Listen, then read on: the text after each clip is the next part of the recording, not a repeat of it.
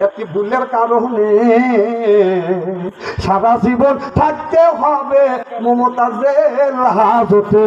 মমতাজ একটা ভুলের কারণে সারা জীবন থাকতে হবে জেল হাজতে। কতটা আলেম ওলামা বিশ্বকালী, আলেমদেরকে বিশ্বকালী সংসদে বসে একটা ভুলের কারণে, ও মমতাজ একটা ভুলের কারণে সারা জীবন থাকতে হবে জেল হাজতে। আগেই ছিলে ভালোই ছিলে, নৌকার কেন মাঝি হইলে? আগেই ছিলে ভালোই ছিলে, নৌকার কেন মাঝি হইলে? নৌকার মাঝি হইয়া তোমার জীবন নষ্ট করিলে। একটি ভুলের কারণে সারা জীবন থাকতে হবে মমতাজ জেল হাজতে। তোমার একটা তরি একটা নৌকার, একটা তরি একটা নৌকার কয়টা যে মাঝি? তোমার একটা নৌকা একটা তরি একটা নৌকার কয়টা মাঝি? একটা মাঝি যায় না তোমায় জেলের গেতে, হায় হায় একটা মাঝি যায় না তোমায়, একটা মাঝি যায় না তোমায় আবার তোমায় দেখিতে। একটা ভুলের কারণে ও মমতা সারা জীবন থাকতে হবে জেল হাজতে। সিল্লেকন ঠিক কিনে গাইতে লাগবে বাদান ৭০,০০০ বছর। অনেক স্বামী আছে বউকে বাদান দেখতে পারে না, অনেক বউ আছে স্বামীকে বাদান দেখতে পারে না। এরকম লোক আছে না নাই? অনেক স্বামী আছে বাড়িতে আছে, বিবিকে ডাক দেয় সালমার মা, কোনো কথা কয় না। ও সালমার মা, কোনো কথা কয় না। ও সালমার মা, ৩ বারে বার উত্তর দেয় না। একই স্বামী এসে ডাক দিলে সালমার মা, আর তুমি উত্তর নিলে কুত্তর মতো। অনেক পুরুষ আছে বিবির কাছে যা বলে তোর দেওয়ার সংসার চললো না, আমার আর একটা বিয়ে করাই লাগবে। এইরকম পুরুষ আছে না নাই?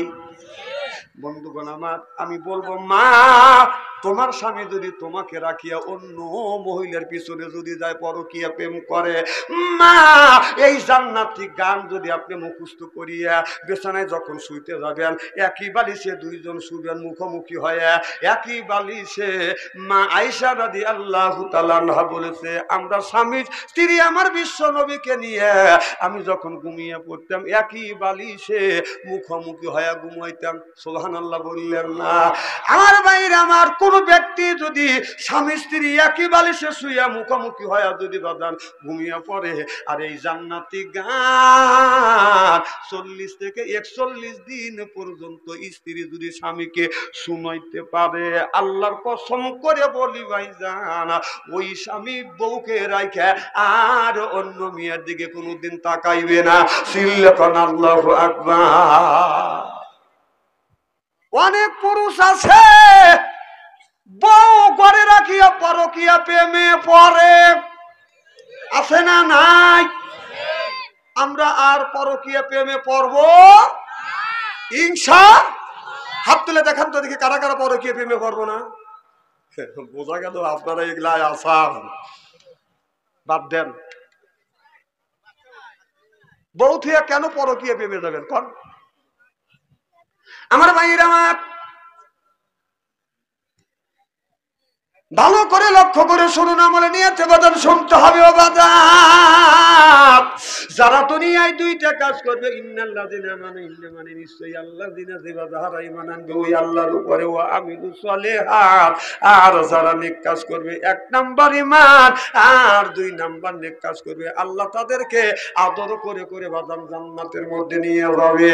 জান্নাতের মধ্যে যখন যাবে, যাওয়ার সাথে সাথে আল্লাহ বলবে জান্নাতের মধ্যে তোমরা যাও, যেখানে খুশি সেখানে যাও, যাহা খুশি তাহাই খাও। একটা লোক বাজান আপনার একটা মার্কেটে যাবে, যা দেখে সুন্দর আপেল ফল, লোকটা জান্নাতি ব্যক্তি আপেল ফল বাজান হাতে নিবে, হাতে নেওয়ার সাথে সাথে যখন এইরকম করে ধরবে, ফলটা যখন ফাটবে, অমনি সুন্দর একটা বউ এসে সামনে দাঁড়াইয়া যাবে। বউ এসে আপনার সালাম দিবে, আসসালামু আলাইকুম। তো বলবে আপনাকে, আমি পাইলে বলো আপেল ফল নিলাম আর আপনাকে জান্নাতের মধ্যে কোনো মানুষ, যে মানুষরা জান্নাতি হয়, জান্নাতি মানুষ একটা আপেল খাইতে গেলে একটা বউ ফিরি পায়। সুবহানাল্লাহ, একটা জোরে কম, জোরে কম সুবহানাল্লাহ। যদি বলেন হুজুর কেমন করে, তার বাস্তব আছে।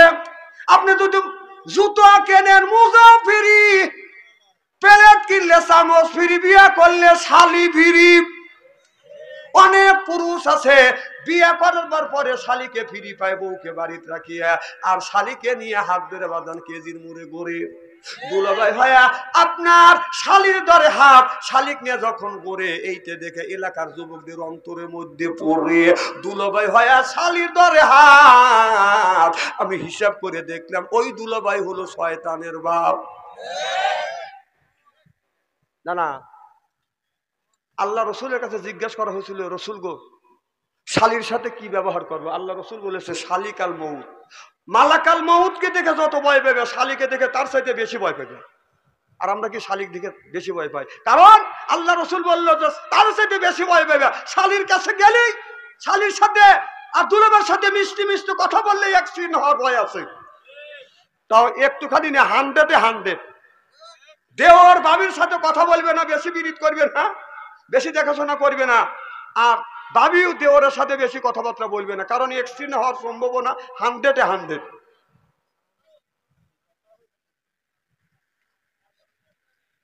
না কথা কি অবস্থা বলতেছি নাকি? আমি ওয়াজ করতেছি, কিছু লোক দোয়া মিস করতেছে।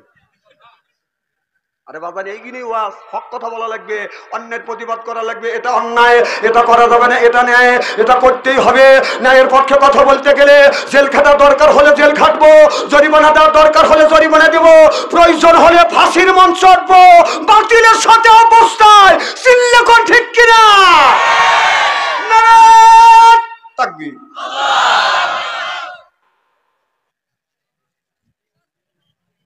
খুব খারাপ লাগতেছে, তাই না?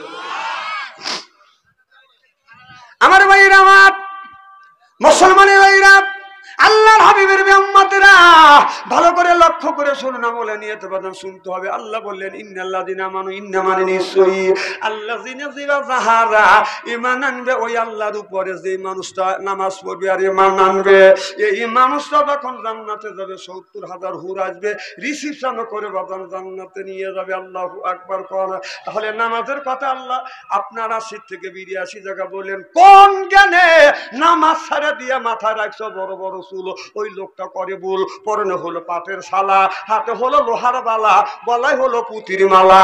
আমি হিসাব করে দেখলাম ওই লোকটা ওয়ার দিলেন শয়তানের শালা। নামাজ নাই, রোজা নাই, হজ নাই, আর যাকাত নাই, বলে খাসার ভিতর আছেন পাখি ঢুকলো কিভাবে? ওই যে খাসার ভিতর আছেন পাখি ঢুকলো কিভাবে? মুর্শিদকে খাওয়াইলে সানা পাখি কি খাবে? হায় হায়, মুর্শিদ খাইলে মা কোন সানা, পাখির তো খাওয়া হইল না। মুর্শিদকে খাওয়াইলে সানা পাখি কি খাবে? পাখি ঘু খাবে তো তোর কি?